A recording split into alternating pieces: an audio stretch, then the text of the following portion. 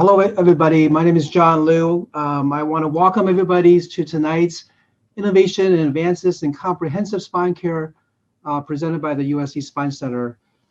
We have two outstanding lectures planned for you, and so I'm very happy that you're able to join us. We have Dr. Ben-Youssef as well as Dr. Kall. They're really going to talk about a lot of the things that, as a spine surgeon, that we actually really depend on our colleagues. And this is where the comprehensive component of USC Spine Center really kind of comes into play. So before I turn it over to Dr. Ben-Youssef and Dr. Kall, I'm going to just kind of give you a quick background in terms of the USC Spine Center. These are our team members, but the team is really just not more than just this. It's really a comprehensive all the folks, and two of which you're gonna see tonight and hear their expertise. Jeff Wong and myself are the two co-directors of the Spine Center. We've basically have had years of experience. Jeff was at UCLA for about 20 years, and I was at Northwestern Chicago for a while, for about 20 years too, before we both kind of came together. I think really the goal of this USC Spine Center is this very unique kind of multidisciplinary approach for spine care. And spine care can be very complicated. And so having the expertise of many folks at USC, I think really brings in all the expertise that I think patients really deserve with a complex problem. And I think we'd like to certainly try to customize each patient's treatment to their specific needs. We like to see ourselves as expertise in all areas of spine, including the cervical, lumbar, thoracic, minimally invasive tumors, trauma, and deformities. And so I think, and now one of the aspect of our spine care is a majority of that we see are not surgical in terms of treatment. And so our interventional and medical spine care is really second to none. We have 3 physiatrists, and they're truly expertise in different types of injections, different types of rehab, as well as testing, including nerve conduction testing. Spine surgery-wise, we use probably some of the most high-tech in the OR. We have several what's called navigational systems that can really help us tackle some of the most complex problems and tackle some of the most advanced minimally invasive operations to facilitate surgical spine care. When we all first came together, I think it was very, very important for us to really have a spine center's mission statement. And I think the appropriate spine care really is something that we really want to make sure that that is part of who we are. And I think really looking at each patient, looking at what they need, and offer the most appropriate spine care is extremely important. But we're not only just clinical care, we also are training the next generation of spine experts, as well as doing a good amount of innovative spine research. And that's really what the USC Spine Center is all about. We see patients in a number of different facilities. These are the primary hospitals: is Keck University Hospital, Verdugo Hills Hospital. These are where we do our primary elective operations. But we see patients from a number of different locations, and you can see this is just a short list. And this list is actually growing, and it seems like every other month we're going to add different clinic sites so that we can really see patients where they live.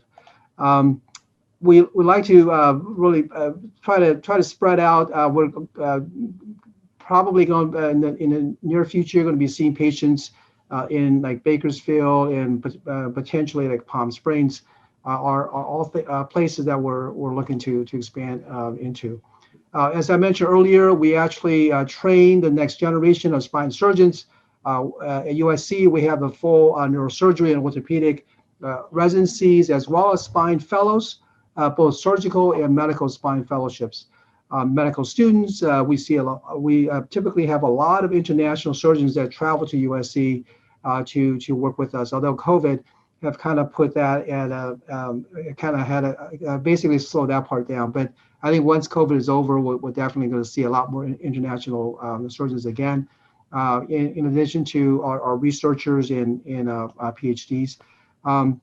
We do a lot of education internationally. This is just a course that we taught in China. This was actually their first web-based cadaver course, and there were the room was packed. And in addition, there were several tens of thousands of folks that actually signed in, and it was truly a first for us to help put that course together. Internationally, we see a lot of surgeons from different countries. There's a strong kind of China initiative. We work with the Chinese surgeons quite a bit, and it's been a great experience to be able to reach out to our surgeon colleagues from all around the world. Research, we can probably talk a whole day about the type of research that we do at USC, and there's some exciting work that's being done in terms of pushing the envelope and making sure that 10 years or 5 years from now, when we're taking care of spine patients, we're not just using the same techniques or the same philosophy that we're doing now. Hopefully, we're going to have something better in the future. So with that, I am going to turn the first lecture over to Dr. Ben-Youssef. Dr. Ben-Youssef is associate professor and also medical director of the Inpatient Rehab. And this is really a very important part of complex spine or our spine patients, is that we can do the operations, but they need to continue to improve and recover. And this is where Dr. Ben-Youssef's expertise really comes in and helps us to improve our overall patient care. So with that, I'm going to turn this over to Dr. Ben-Youssef. Thank you, Dr. Liu. So let me turn. I think you should have the share screen.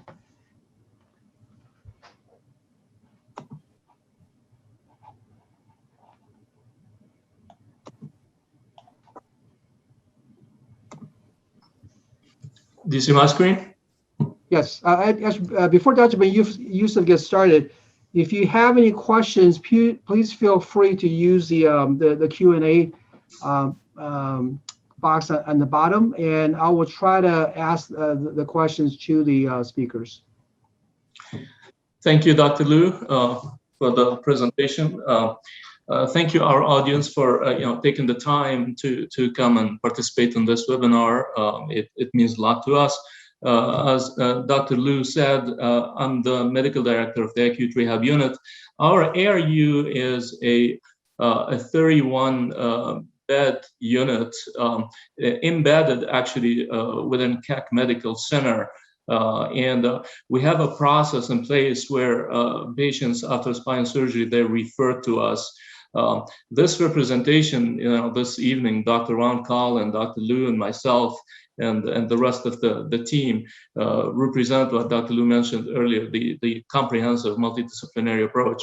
We have a system in place where patients referred to us, go through a very detailed, process to make sure that we establish a good multidisciplinary plan of care for them after their surgery to improve their outcome.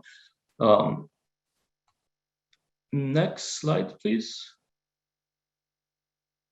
I'm not able to move the slide from my side here. If you press that arrow down on your computer, it should go. Perfect, thank you. So I have no disclosures to make regarding these presentations, and all the pictures that I'm using here tonight are the property of their authors. We're using them for academic and educational purpose. Again, we want to discuss the role of the multidisciplinary approach in patients after spine surgery, and we want to make sure that the patient receive the proper rehabilitation intervention after their surgery. I'm insisting on this point because after literature review I found a lot of variations, a lot of variability in how patients are managed after surgery. I know the expertise and the technologies and the skills in the surgical realm have improved dramatically over the last 10 years. But we still, here and there, when we see patients in the clinic and you ask them about their outcome, we're surprised that we hear patients still complaining of pain, or they're not back to the activities of daily living. So there is definitely something missing between the amazing success from a surgical perspective and down the road, in a couple of years down the road, and return to activities and to normal life. Because of the scope of this presentation, I'm not going to focus a lot on indications, surgical indications or other. We're not going to focus on the details of the presentation or symptoms. We'll focus more on the rehabilitation part of this subject. Look at these pictures. We're talking about one of the most complex structures in the human body. It's an amazing structure that is comprised of hundreds of joints and ligaments and bones, discs, millions of cells and cellular connections. And you can imagine, with such an amazing structure, how much care, complex care, multidisciplinary care is needed to serve this patient population. The spine column can be jeopardized at different levels: the cervical, thoracic, and the lumbosacral and coccygeal area. There are common ailments, and there are less common conditions, and they're cited there on the screen. The adult spinal deformities, disc herniation, degenerative disc disease, spinal stenosis, and foraminal stenosis is one of the more frequent conditions. And then you have the primary and secondary tumors, secondary to metastasis, and the inflammatory and infectious conditions. All these conditions are managed surgically at Keck Medical Center, and all this patient population is referred at some point to our program. Again, to go back, I talked about all the advances and the increase in the frequency of the procedures that are done in the U.S. We have a prevalence of about 0.2% of the U.S. population who at some point undergo spinal surgery. And this is about 5 times of what's done in England and Scotland. This rise in spinal procedures, over the last decades, came with an increase in cost and increase in resource utilization. These are examples of cases, similar to what is done at Keck. You see the extent of the skills and the technology that's used in these type of procedures at different level of the spine.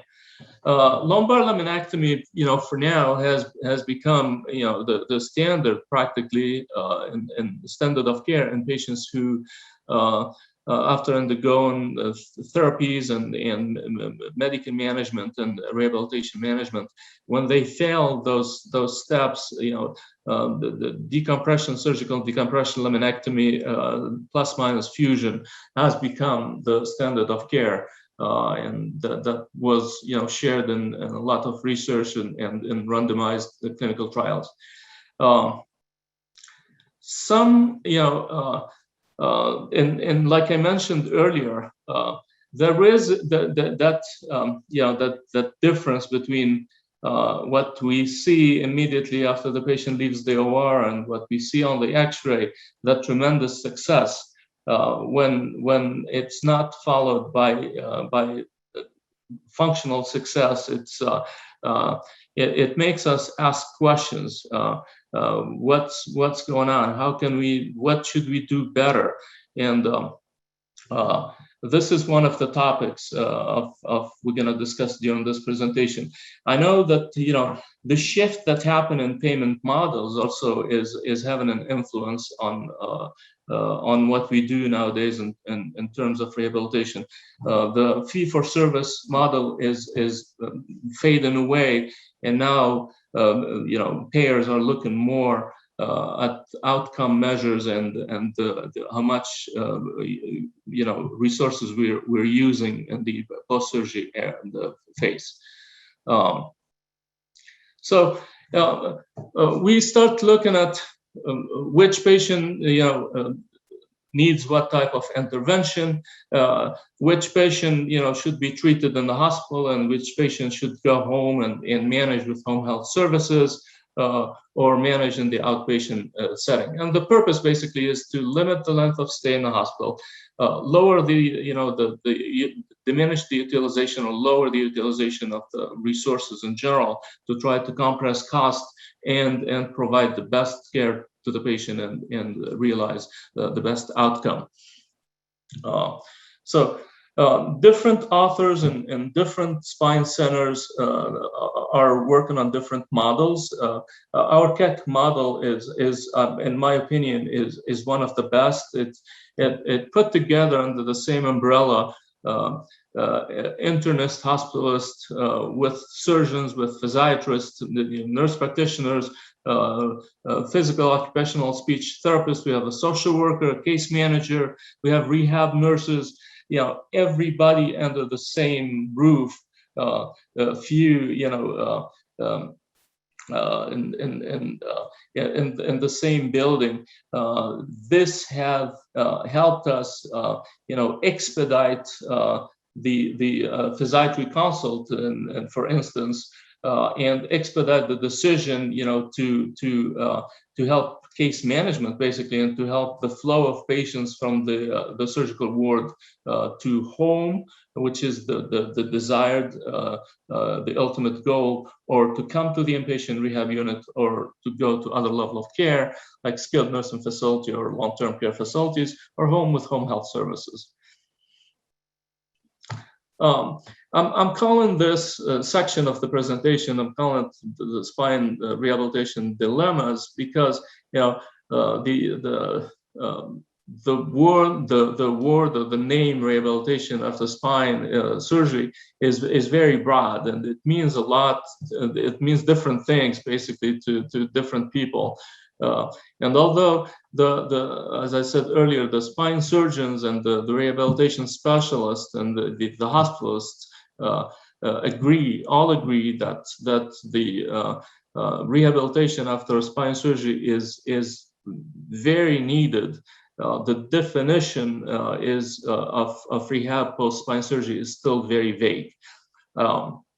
For some people, it's admission to the inpatient rehab unit or to the skilled nursing facility. For others who don't have the multidisciplinary system who we have at Keck, it's given the patient a pamphlet and giving them the recommendation to walk and stay active, which is not what a complex spine surgery patient deserves. The European centers use what they call back cafe, and it's basically based on peer counseling and peer support, in addition to rehabilitation intervention and exercise intervention. And there is the last model presented on this slide is the intense programs of isometric strength and exercises. One thing that I came across during this literature review and preparing this presentation is these 6 points basically, and I'm glad that these 6 points are being taken into consideration in the literature by physiatrists, orthopedic spine surgeons, neurosurgeons, and other rehabilitation specialists in the field. Cardiovascular exercise, soft tissue mobilization, nerve mobilization, motor control, and strength and joint mobilization, and patient education. So these are the pillars of a rehabilitation program. And again, it's done in different geographical locations, whether in the hospital or in the skilled nursing facility, or in the clinic, or in the patient home. And preferably, again, our ultimate goal is to send the patient to their home with their family, with their social support, plus minus home health services or outpatient services. So while talking about this complex topic of patient flow and who needs what, some surgeons, spine centers came up with this model, the screening model, the Carolina-Simmons grading scale. And it's done basically on patients who had 1 to 3 level of lumbar spine surgery. They looked at age, they looked at the ASA class, the ODI disability scale, the comorbidities, diabetes specifically, and on their insurance type, Medicare and Medicaid. And they found that high ODI, higher than 70, higher age, more than 70 years, and then ASA class more than 3, with diabetes, increases the risk of more resource utilization and potentially the need for admission to inpatient facility or to skilled nursing facility. And by incorporating these factors into a preoperative validated predictive model, the surgeon and the spine center can have an idea, a preemptive idea about how much resources or what's the cost of this case going to be to the health system, and can have an idea also about the best rehab plan to present to the patient after their surgery. As expected, in many models, increased age comes with increased comorbidities, and in some cases, lower outcome and higher cost of care. So in this process, the role of the rehabilitation team, basically the physical, occupational therapist, rehab nurse, the physiatrist, nurse practitioner, case manager, social worker, the multidisciplinary team, our role is to assess the patient prior level of function, to assess the level of function immediately before the procedure and after the procedure, and to have an idea about define the amount of social support, the discharge planning, and case management. So when we tackle the case, we have a detailed idea about what needs to be offered to this individual to increase their chances to have a successful outcome, functional outcome after a successful procedure. So one of the elements that the occupational and physical therapists present us to use to assess the patient needs are the level of dependency. And if you're presented with a patient who's what we call at the MOD or max assist or total assist level, it tells you about the degree of impairment and the amount of help and assistance and rehab intervention the patient will need in the acute rehab unit or in skilled nursing facility. So there are a few models, the home versus inpatient rehab or SNF. There are different groups of patients. So if you have an older individual with multiple comorbidities and a low prior level of function before the procedure, people who required a lot of assistance before the procedure, you know that those individuals most likely will need an admission to the inpatient rehab facility or SNF by position to sending them home. And you know that that patient population also will have a longer length of stay and will require a lot of healthcare resources. The second model is patients who are still on the older age, in the older age group. They have less comorbidity or lesser comorbidity. I did not mention on the prior slides, I'm going back there, there are some biological parameters, and Dr. Kall potentially will talk about that later. If you have someone who dropped their hematocrit or their hemoglobin, they needed tons of infusion during the procedure. And started actually the case with a lot of comorbidities. Those cases are the ones who will need more care post-procedure. Again, social support is critical, and in many cases where we presented in our daily huddle in the acute rehab unit, when we're presented with a situation where you have two similar individuals in terms of prior level of function and level of function, jeopardized level of function post-procedure, like at the MOD max assist level. What helps us decide who can come to the rehab unit versus maybe sending someone to a skilled nursing facility, which is not what we want to do or like to do, is the social support, the discharge plan. If the individual doesn't have social support, doesn't have someone to help them provide supervision and provide assistance at home, it's not a safe discharge. And in that case, it's better for them to go to a nursing home and have the support and the supervision in a healthcare facility before they go home. So this is the Carlson Comorbidity Index. In addition to BMI and length of stay, the insurance type, this is another tool to help us make that decision, who should go to an inpatient facility. So if you have a Carlson Comorbidity Index that's high, because of, for example, metastatic cancer, or because of AIDS or severe liver disease or dementia, you know that the individual will have a longer length of stay, and they will definitely need admission to an inpatient rehab facility. High BMI also and older age are predictors of admission to inpatient rehab facility. This model, was done on posterior spinal fusion model, and we can extrapolate to other cases like the adult degenerative scoliosis or the cancer individuals, the metastatic spinal cord injury from cancer individuals. We can extrapolate that, and that can help us make the determination.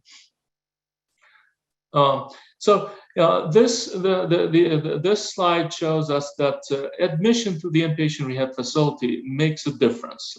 We know it makes a difference. Unfortunately, the current models and data collection and data analysis only allow for a level 3 evidence. But we know from expert opinion that when the patient comes to the inpatient rehab facility and gets that intensive, multidisciplinary intervention, we know that their functional independence measure score increases. And in this particular case, it increased significantly, the FIM change. And we know that the FIM efficiency in relation to their length of stay also increases. So admission to inpatient rehab facility improves patient outcome and lessens the risk of complications and falls after admission to the rehab facility. The timing of the rehab intervention is controversial. In some cases, people, advocate for an immediate intervention. We know with the rigid spinal instrumentation used nowadays that can allow for ambulation immediately post-op day number 1, actually, if the pain allows. the newer instrumentation can allow our patient to come to the rehab unit and start their rehabilitation immediately soon after. Some other models advocate for starting the therapy a few weeks to 4 to 6 weeks after discharge, and that's extremely conservative, and that makes the patient lose opportunities.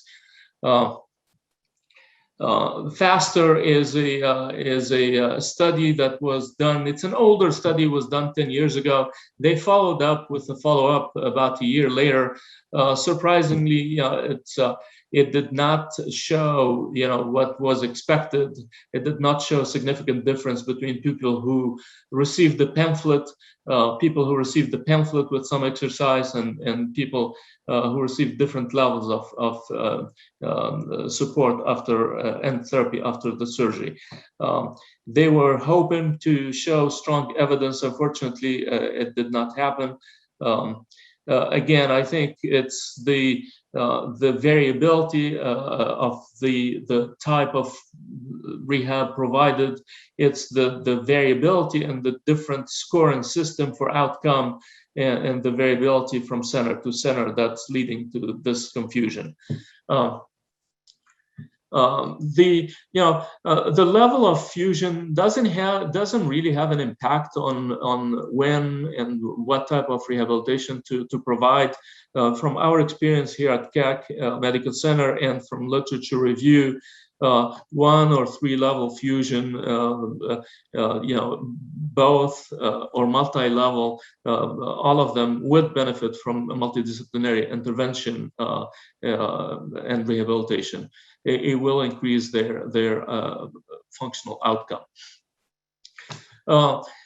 Here, this is a very recent Turkish experience. They spoke about the adult deformity scoliosis.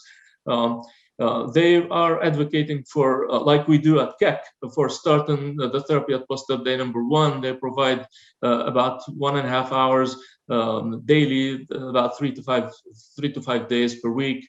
That improves the functional outcome. They spoke about the multifidus muscle and the type of procedure, like microinvasive versus open, and every surgeon and every rehabilitation professional understands that, when you jeopardize that group of muscles, it have an impact on the flexion extension. It has an impact on mobility of the procedure. These are some exercises that they show. The purpose is to increase the tone, the core muscle of the person. Cervical disc procedures. There is low quality evidence about the rigid cervical collar after ACDF, and for how much time you need to use that.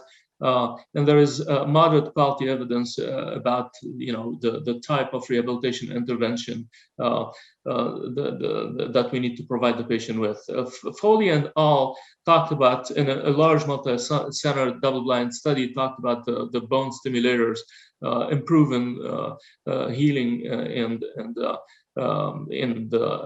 ACDF population.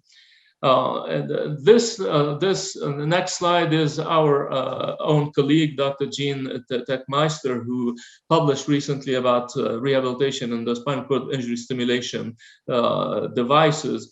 And they provided very extensive, very detailed recommendations about the phases of rehabilitation post implant implant spinal cord stimulator. They start pre-operatively, and there is a first phase, 0 to 7 days, and a few other phases follow up to 16 weeks after procedure. This last slide, it talks about spinal cord injury per se, and this is literally a fellowship in the field of physiatry. It talks, when you have someone with severe upper and lower extremity weakness, someone with neurogenic bowel and bladder, someone with impaired proprioception, this situation comes with increased risk of DVT, of UTI, of pressure ulcers, autonomic dysreflexia, heterotopic ossification, osteoporosis. So you need a multidisciplinary team. We need actually a presentation, a separate presentation on its own to talk about this topic.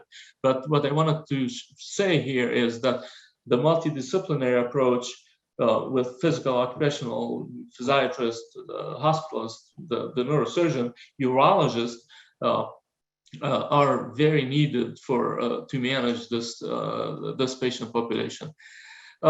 Conclusion, to summarize, we know, the surgeons and the physiatrists and the therapists and everybody involved, we know that therapy makes a difference in outcome. What we need to do is to pay more attention to research, to data collection, and we need to be, need to standardize the approach in this patient population, and to use the predictive models to be able to provide rehabilitation early on, and to try to compress the cost of care and improve patient outcome. Thank you. Fantastic. Thank you so much for that review. I think I'm actually surprised that there aren't more higher level data that shows acute rehab is beneficial. I mean, if you ask me, I would send all my patients to acute rehab, but you often would educate me that a lot of these patients don't need acute rehab. So from your perspective, what are the top 3 things that you look at for the spine patient that's important for you so that you can take a patient? Thank you, Dr. Liu. This is a great question, and we try to answer this question every day when, like Dr. Liu said, when we have a referral. There are different rules and regulations and the acute rehab unit. They are CMS driven, and they are patient driven, and they are comorbidities driven, and the level of function driven as well. So we go through all those elements.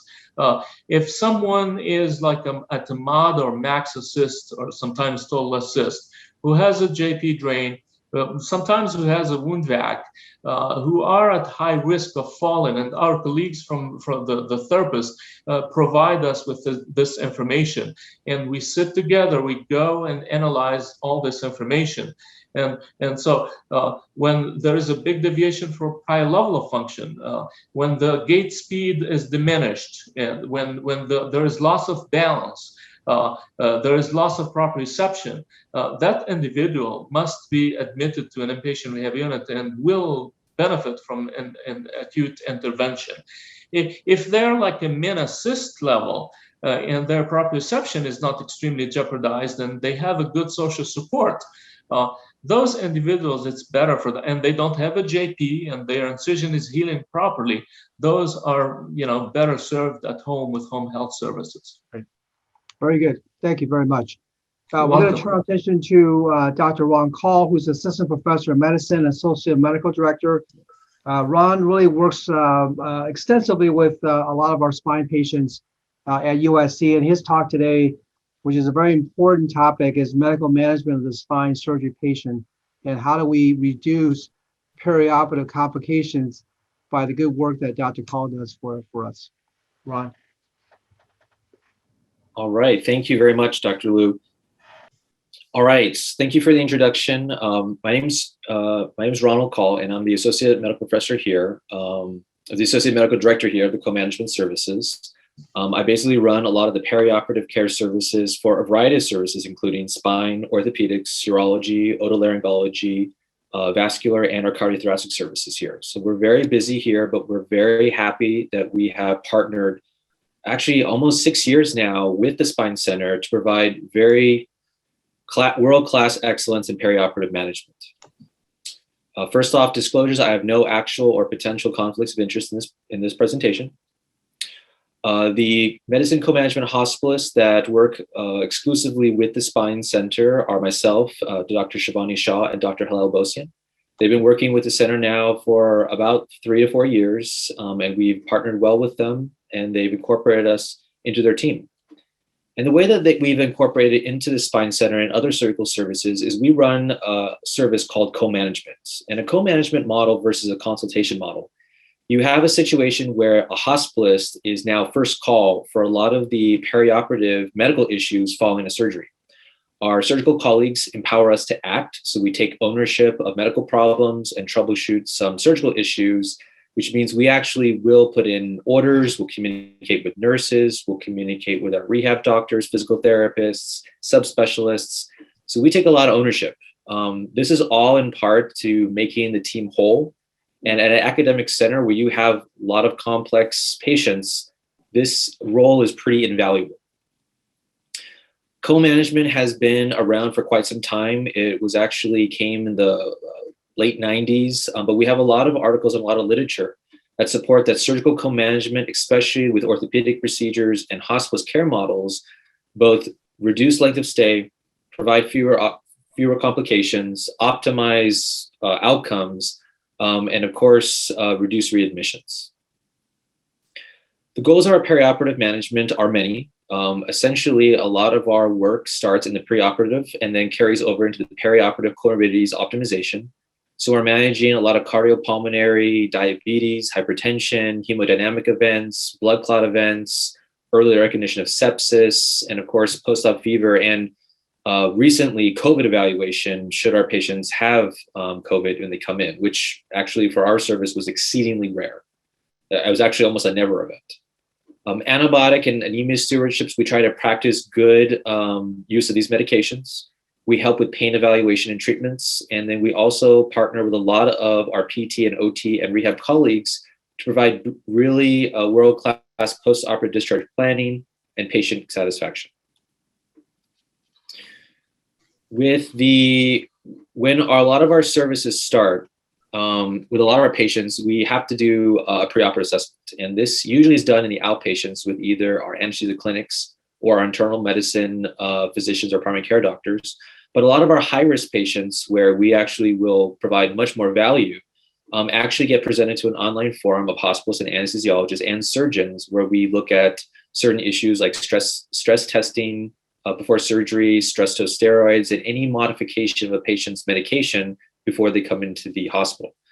We also try to anticipate barriers to discharge in order to help reduce length of stay and to basically make the flow of a patient care just more smooth in its transition from the inpatient to the outpatient or a lower level of care.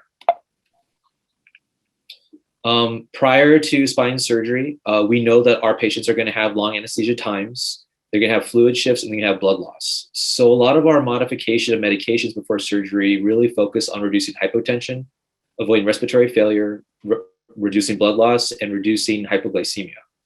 A lot of our approaches are pretty standardized in the sense that we'll continue all beta blockers, but we'll actually hold a lot of the antihypertensives.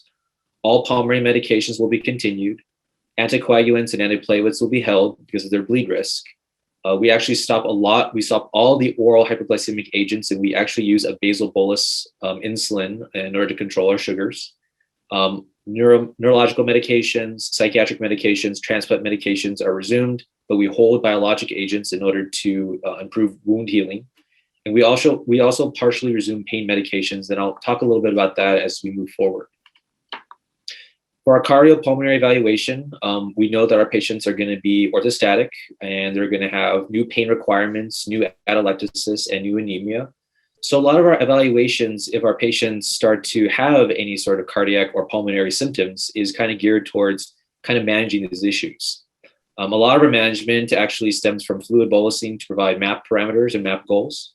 We do a lot of chest physiotherapy and nebulizers to improve atelectasis. And we also use low-dose furosemide Lasix in order to help improve the fluid shifts from surgery. Our hyperglycemic management is actually pretty standardized as well throughout the services in our hospital. We adopted a blood glucose goal less than 180 at all times. And we know that our spine patients are going to have a lot of reasons why they're going to be hyperglycemic. steroids, either intraoperatively or postoperatively, the post-op stress state, a possible infection. So we definitely utilize a basal bolus method in order to help control those numbers.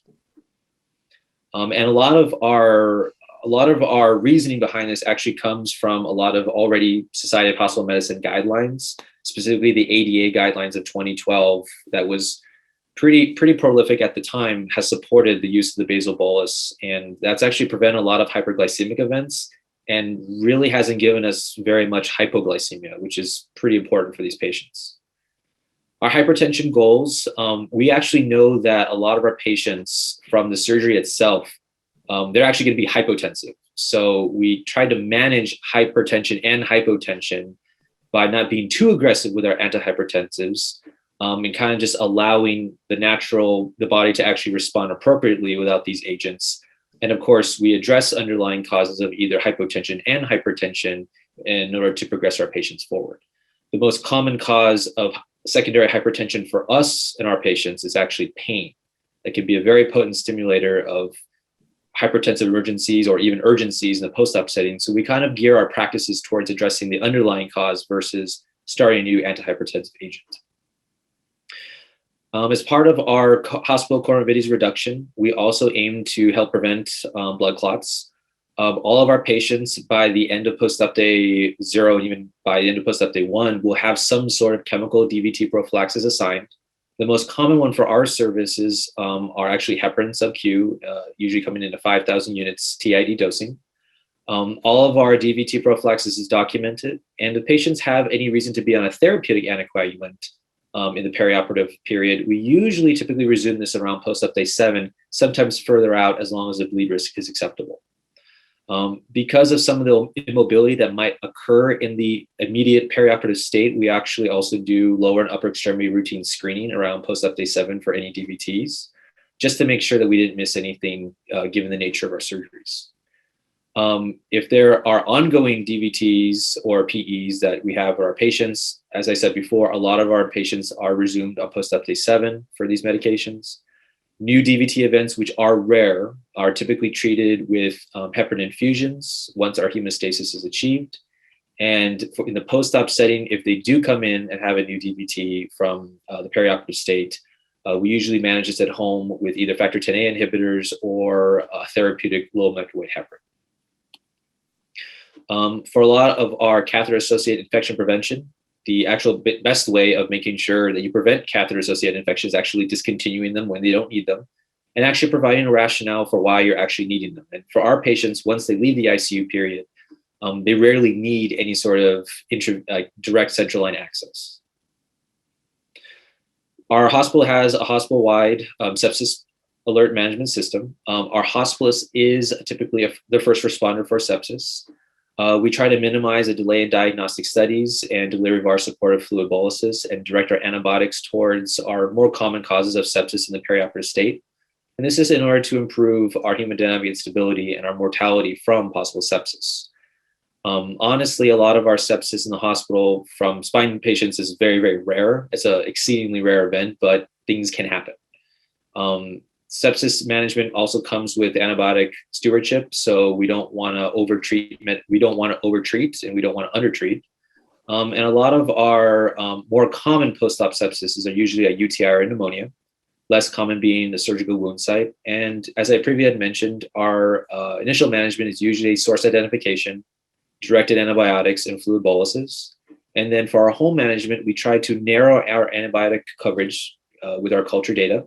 And we try to utilize oral antibiotics when we can, but sometimes we're not able to.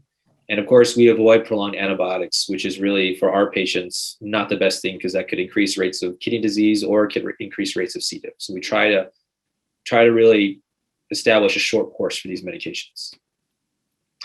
For our post-op fever and our post-op leukocytosis management, a majority of our most common causes of immediate post-op fever is actually just the stress of surgery. The blood transfusions also do this as well. Anesthesia rarely. And then if they came to the hospital with a pre-existing infection, that might reveal itself in the immediate perioperative state, but is pretty rare given the amount of screening they undergo before they come in. Our early post-op infections or just inflammatory states are continued inflammatory states. aspiration pneumonias, DVT events, and maybe even early surgical sites. And then our late post-op fevers and leukocytosis is typically deep infections, catheter-related infections if they have them, and DVT events. With our COVID mitigation strategies, so we, a lot of the COVID has changed the world of perioperative care. And a lot of our patients, actually all of our patients in this institution will actually undergo pre-op testing before surgery. And then on the day of surgery, we're also assessing risk factors for possible exposure and assessing for any new COVID symptoms. But honestly, in the last 3 months, our vaccination numbers have been so high for our patients that honestly, 90% of our patients are typically vaccinated before the surgery, which is amazing and excellent. If there is a reason for any post-op COVID, maybe COVID that they came in with, given our experience and expertise in the hospital medicine and how much care we did provide with COVID when it was here and surging, we do participate in an active role in making sure that, you know, we can evaluate it. We also have certain mitigation strategies in the hospital. Everyone's under isolation. New hypoxia is looked at under a COVID lens.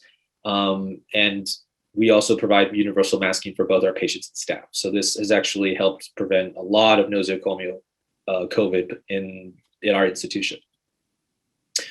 More principles of co-management are anemia. So our anemia goals for our patients in our non-ICU and stable patients is usually above 7. For end-stage renal disease and stable CAD, we usually have a range between 7 to 8. And we try to limit a single transfusion in order to limit the amount of blood transfusions that our patients get, just because blood transfusions in themselves are not benign. They can cause inflammatory states, they can cause fevers, bloodborne pathogens. So we try to reduce the amount of blood that we use at our institution. However, that's not to say that if you do need a blood transfusion for whatever reason, either refractory hypotension, signs of malperfusion or ischemia, we definitely wouldn't be shy about giving you a blood transfusion should you need. But a lot of our patients, honestly, in the post-op state, don't usually need it. We also try to manage bleeding without the use of blood products. So we utilize plasma and vitamin K when we can need it, sometimes FFP, but we try to actually reduce that amount that we use just because it is a blood product. Our hospitalist group has become pretty involved with pain management. We try to practice a good opioid stewardship in order to help focus patients' pain regimens and try to kind of get them along the post-op course and also to convert into a stable and manageable outpatient pain regimen. Pain for us is a balancing act. We want to provide good pain control because that's going to improve mobility, it's going to improve neuropathy control, and it's going to reduce spasticity that might occur after surgery. However, with all this balancing act, we also have to balance it out between the side effects of our narcotics and our muscle relaxers. So we have to make sure we're not oversedating them. We don't want to make sure they're not delirious. We want to prevent ileus because we don't want that to, ileus and narcotics, almost go hand in hand. So we want to make sure that we're actually providing good pain control, but at the same time cognizant about what our medications could potentially be doing to our patients. And that's really kind of the cool thing that we have on our service. We have a multimodal pain approach for this.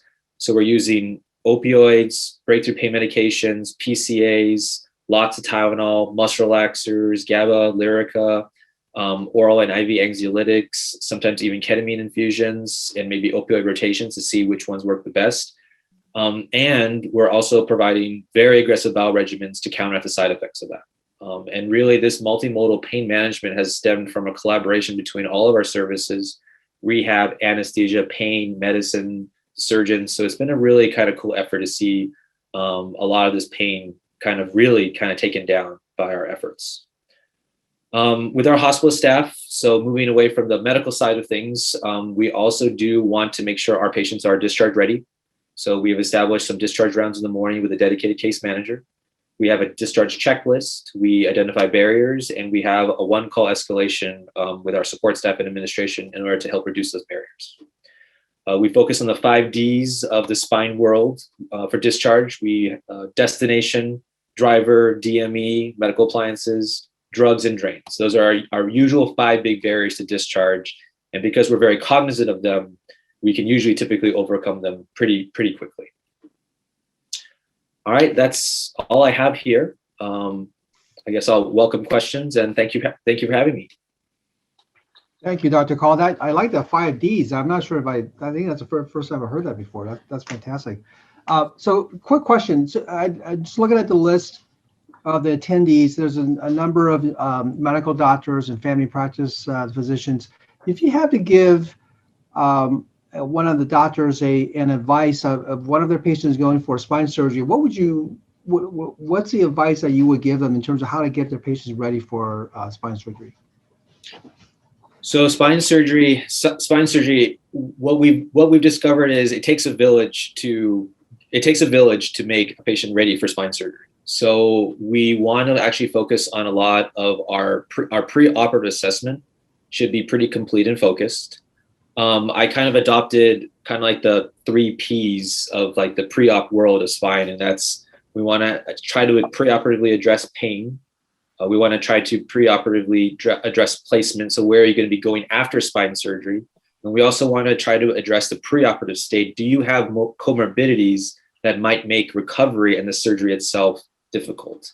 And this could be evaluation of a cardiac condition, making sure their liver condition is okay, making sure their diabetes is optimized to improve wound healing, screening them for certain comorbidities. And so a lot of it comes from really a good PCP, a good pain specialist, and really a lot of our patients, you should be looking into the insurance part of it to say, hey, I have this insurance, what can I do with it? Am I going to be an HMO that I can't go anywhere after surgery? Or do I have a really robust service that I can actually provide good placement after surgery in order to help provide a good care after surgery? Great. Very good advice. There's a question asking, is DVT prophylaxis initiated on post-op day 1? The answer is yes. We do have a protocol that the majority of patients will be started on post-op day 1.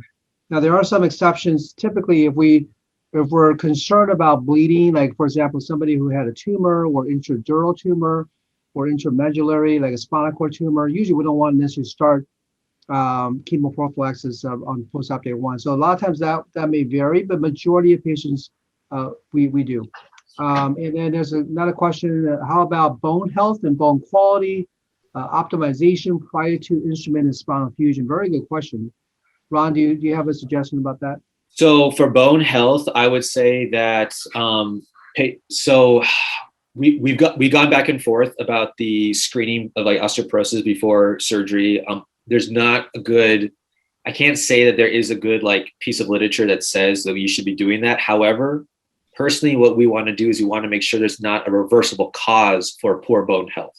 So that includes screening for primary or secondary hyperparathyroidism and screening for vitamin D deficiency, actually in the pre-op state in order to optimize you for the perioperative and post-op state. I don't know if we haven't come to a consensus on bone stimulators like, rank L stimulators like Prolia in order to improve that optimization. But it's something that basically you should be aware about. And if you can intervene on it, great. But in the perioperative period, not too much. And I can say as a surgeon, I tend to be very aggressive in looking at bone quality or bone health for patients, especially when they're undergoing some type of spinal fusion.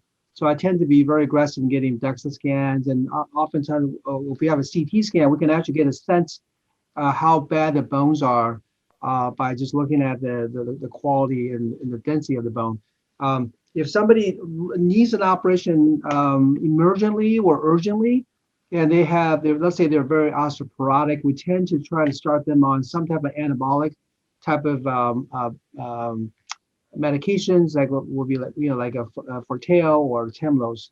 But if they're more of an elective operation, a lot of times we will turn them back to their primary care physician, and they're osteoporotic. We usually will have them work on getting their bone health improved before they undergo their some type of lumbar fusion. Now, I've even gone to the point where if somebody really needs an operation, we may do a smaller operation, more of a decompression, as opposed to do a lumbar fusion in situations where we think we can get away without having to do a fusion. Another question is, how about smoking, alcohol, or drug use screening? That's absolutely. Smoking is incredible. Smoking has been shown to interfere with the spine fusion healing and wound healing itself. And in the perioperative state, our smokers don't do well with their lungs. They're the ones that might be on oxygen for a few more days. Their lungs aren't doing well, and it can definitely predispose them to problems. For alcohol screening, especially in this era, alcohol is kind of used as kind of like an adjunct to sometimes people's pain. And so maybe we're not catching those enough, but it can actually really cause problems in the perioperative state, just because if we don't know about, alcohol use and how much you're actually using, it could lead to seizures, it could lead to withdrawal symptoms, and those can get pretty problematic. And of course, also the end problem of severe alcoholism, cirrhosis. Cirrhosis and surgery don't do well. I mean, a child's class B cirrhotic has about a 30% mortality on just a single abdominal surgery. For spine surgery, that mortality is probably higher. And then finally, yes, drug use screening is important, just because in the perioperative state, we're probably going to be using narcotics. If there's a history of narcotic use or abuse, that's going to be a problem for us in our pain control. And of course, other medications like cocaine, methamphetamines, that's going to play havoc on our hemodynamic instability. So definitely those three things should be screened for. So I think we're getting late at 6:02. So I'm just going to close with this one last comment, kind of a question. It was asking, is our inpatient rehab on campus? The answer is yes. And that actually makes it really nice, because we can still follow the patients, we can follow the drains, and we work with Dr. Ben-Youssef's team too if there's any issues. And then there was a comment from the same person that says that they're in the process of implementing telemedicine to facilities that's outside there on the campus. I think I actually like that idea. That's a terrific idea. I think I'm gonna have to steal that one. Dr. Liu, if you don't mind, I wanted to add something. Based on our practice at Keck, we round actually every day. The rehab team, we have 2 great nurse practitioners in addition to the 2 physiatrists. We round on our patient every day, even though CMS require about 3 rounds per week. We do every day and on the weekends. That's what makes our rehab unit, the special in this field. I want to, if you don't mind, a couple of seconds. There is a large multi-center study about the bone stimulators in the cervical spine fusion. It showed great results. So to follow up on the question about osteoporosis, magnetic bone stimulators have made a difference in ACDF. Absolutely. Well, with that, so I want to thank everybody on behalf of the USC sponsor. Thank you again for joining us. And I want to thank Dr. Ben-Youssef and Dr. Kall for their outstanding lectures. Have a good night. Thank you. Thank you. Thank you all.